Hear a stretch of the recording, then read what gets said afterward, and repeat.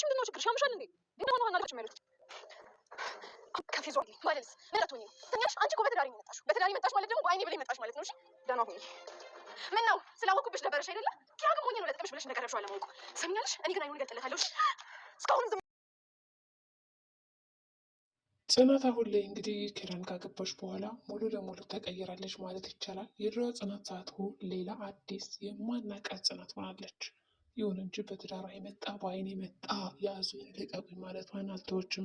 በሌላ በኩል እንግዲህ ከኪያ ጋርም ተሳፍጣለች። ቦክስም እንግዲህ ተቀማምሰዋል። እንግዲህ ዋነኛዋ የችግራቸውና የጠባቸው መንስኤ ሀና ስትሆን ጽናትም እንግዲህ ለምንድን ነው አንዴ ከቢሮ አንዴ ደግሞ ከቤትሽ ይዘሻት የምትመጪ?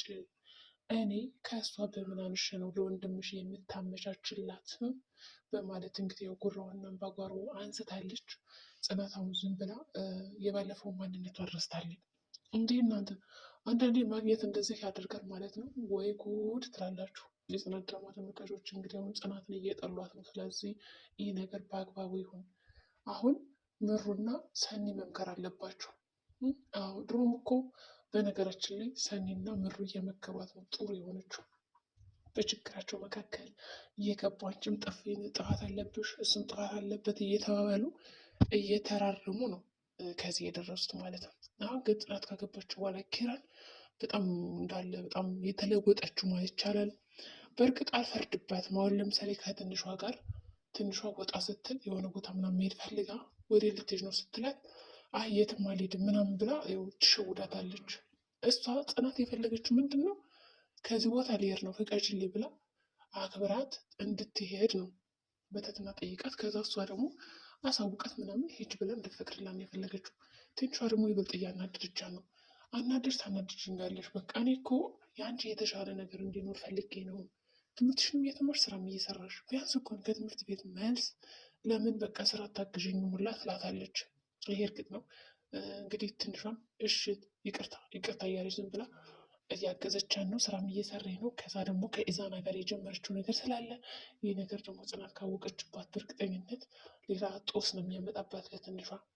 እና ያው ደግሞ ሌላ አለ እንግዲህ ጆስ የሚባል ትንሿን እንግዲህ ያው ለፉከራ እና ለመበቀል ብሎ ገብቶ ድብን ያለ ፍቅር ይዞታል።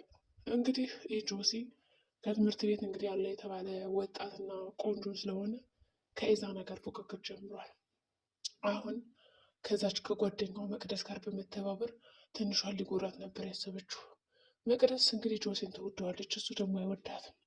በሌላ በኩል እንግዲህ ያችኛዋ ደግሞ የመቅደስ ጓደኛም ተወደዋለች ጆሲን፣ ግን ጆሲ ደግሞ እንደማይፈልጋት ነግሯታል። ይሁን እንጂ አሁን ጆሲ እልክ ይዞታል። በባለፈው አግቷት የሆነ ነገር ሊያደርጋት ሲል አጅሬ እንግዲህ አስጥሏታል ማለት ነው። የኢዛና መቱ በቃ አስጥሏታል። ከዛ ሁሉ ነገር እንዳያደርግ ማለት ነው። አሁን እኔ እያናገርኩሽ ለምንድነው ጥለሽ የምትሄጂው? ንቀት ነው ወይ? እኔ እኮ ጆሲ ነኝ፣ ማንም ሴት እምቢ ብላኝ አታውቅም በማለት እያንከራከራት ይገኛል። ሴት አድርጌ ካልገደልኩሽም በማለት እንግዲህ አንቋት ነበር ጎረሯን። እንዲሁም ያቺ መቅደስ ራሱ ገንዘብ እንግዲህ ከትንሿ ጋር ተመካክራ የሰራቻትን ስራ ክፍያ ስጠኝ ለማለት ስትሄድ ንቅ አድርጌ ካልገደልኩሽ እያላት ነበረ። ምክንያቱም ይቺ መቅደስ የምትባለው ትፈልገዋለች፣ እሱ ደግሞ አይፈልጋትም። በማያገባሽ ነገር አትግቢ ብዬ ስንት ደጋግሜ ነገርኩሽ ይላታል። መቅደስ ደግሞ አሰማም። በቃ ትቀናባታለች በትንሿ በሁሉም ነገር፣ በልብስ በምን በጣም የምትቀነው።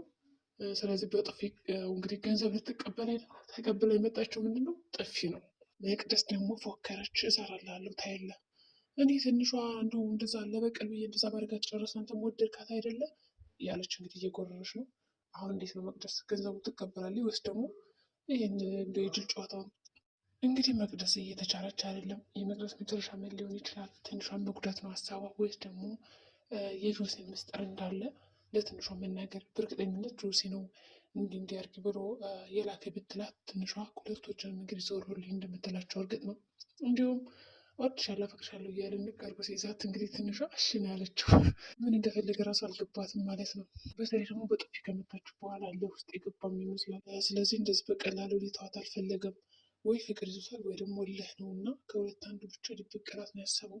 በሌላ በኩል እንግዲህ ያው ጽናትም ከኪያ ጋር ስለተጣላች በጣም እያለቀሰ ነበረ። ኪያ እንዲሁም በጥፊ ራሱ ተደባድበዋል። ምክንያቱም አንቺ በቃ ለምንድነው ለወንድምሽ የምታመቻቻት በማለት ነው እንግዲህ ሀናም እንግዲህ በቃ እኔ ስራውን ለቅቄ ነው የሚሄድ ከዚህ በኋላ አልፈልግም ብላ ያው የስራ መልቀቂያ ምናምን ጽፋለች ልትሰጠው ማለት ነው። እንደገና ደግሞ ማነው ሄኖክ ከዚህ በኋላ በቃ ስራ አለቅልኝ ምናምን እያለ ሲያወራት እንግዲህ ምንድን ነው ያለችው? አይ በቃ ችግር የለውም ብላ እንትን ነው ያለችው። እናንተ ከምትሄዱማ ብቻዬን ደግሞ ሲጥ አድርጎ ከሚገልኝ በጩኸትም በምኑ እንትን ይላል አለች።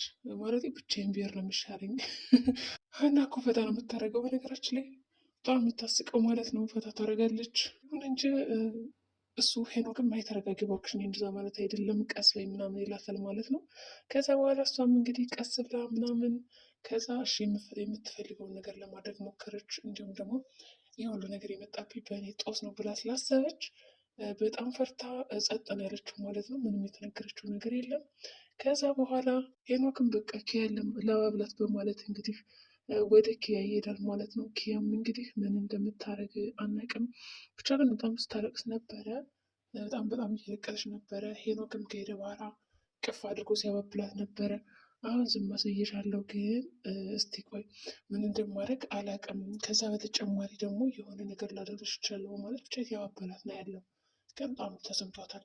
ምክንያቱም ጽናት በጣም ክፉ ነገር የተናገረቻት አንቺ ሲጀመር አትወጂውም እኮ ወንድምሽን ቤት ከተከራየልሽ በኋላ ነው የወደድሽው ምናምን፣ ግን ሲከራየልሽ እኔ አጨብጭቤልሽ ነበረ ደስ ብሎ ትላታለች። በሌላ በኩል እንግዲህ ናሁም ደግሞ የድሮ ፍቅረኛዋ አለች እንግዲህ አንድ ዓመት ያክል ልጅ እንዳለውም ተሰምቷል። ይህን ነገር ምሯቃለች፣ ግን ደግሞ ልስምን ነገር አልፈለገችም። ማረጋገጥ አለብኝ በማለት እንዲሁም አባቱ የናሁም አባት በጣም ደስ ብሎታል ማለት ነው እንግዲህ ምሩ ስለተሻላት። ከዛ በተጨማሪ ደግሞ ደህና ሲሆን በቃ ልጁ እንዲስቆ ስላየ በጣም ደስ ያለው የሆነ እንጂ ስለ ልጁ ደግሞ ከሰማ በኋላ ተከፍቷል። እንግዲህ ምሩ አሁን ልጅ እንዳለው ካወቀች በኋላ ምን ልትል ትችላለች? እንግዲህ ይቺ የድሮ ፍቅረኛ ተብዬቱ በጣም ጥሩ አይደለችም። ያው የቤት ሰራተኛዋን አይታት እኔና አንቺ ለምን ባንድ አንሰራም በማለት እንግዲህ ገንዘብ ሰጥታት በአንድ ሊሰሩ እያስማማቻን ነው። ሰራተኛቱ አይ አልፈልግም ብላ ነው ወሮላለት ሄደችው። እንግዲህ ሀዊ ማለት ነው። ምሩም እንግዲህ ግን ስለ ሀዊ ምንድን ነበር ልትነግረኝ የነበረው የዛኔ ታመሽ ሳለ ነገር ስትላት አልፈልግም ነው ያለችው። ሰኒ የራሷን ችግር ትታ እንግዲህ የሰዎችን ችግር ለመፍታት ትሞክራለች። ግን ሰኒ ካለችበት ችግር ማን የላት ማን ይድረስላት? እንዲሁም ሰብሰብ ብለው ስለ ወንደላጤና ስለ ባለትዳር እያወሩ ነበረ። ይሁን እንጂ እናጅሪትም እሺ በማለት እንግዲህ ጉዳዩን ተያይዘውታል ማለት ነው። ከዛ በተጨማሪ እንግዲህ የምትፈልገውን ነገር ስላደረገችላት ወጥተው ሄደዋል። ጽናትን መክረዋታል። ይቅርታ እንድትጠይቅ ማሳምነዋታል። ቅጣቱም እንግዲህ ቡና ማፍላት ነው። ቡና ታፈላለች፣ ይቅርታ ትጠይቃለች። ኪራም ደብሮታል። እንግዲህ በእህቱ መካከል የተፈጠረው ነገር ያው ትንሽ ስላለቀሰች ከፍቶታል። ሀናም እንግዲህ ስራ ልለቅ ነው እያለች ግን ደግሞ አትሄጂም ብሎ አስቀርቷታል። ብቻ እንግዲህ ጽናት ድራማ ላይ በጽናት ቦታ ብትሆኑ ምን ታደርጋላችሁ? ቅናቷ ከልክ በላይ ስለሆነ በጣም እየጎዳት ነው ያለ ጽናትን። እንዲሁም ደግሞ ኪራ እኔ ያንቺ ብቻ ነኝ ምንም አልሆንም እባክሽ ተይ እንደዛ አታርጊ እያለ ይነግራታል። እሷ ግን የሚገባት ነገር አይደለችም። ይሁን እንጂ አትሌትም እሺ በማለት እንግዲህ ዝም ብላለች። ብቻ አዝናለች። ኪራ እንድድሮ አይደለም ምከሩልኝ እያለች ነው እንግዲህ ወገኖቿን። እንግዲህ ዛሬ ጉዳያችን ይህን ይመስላል። በቀጣይ ቪዲዮ እስከምንገናኝ መልካም ጊዜ ሆንላችሁ።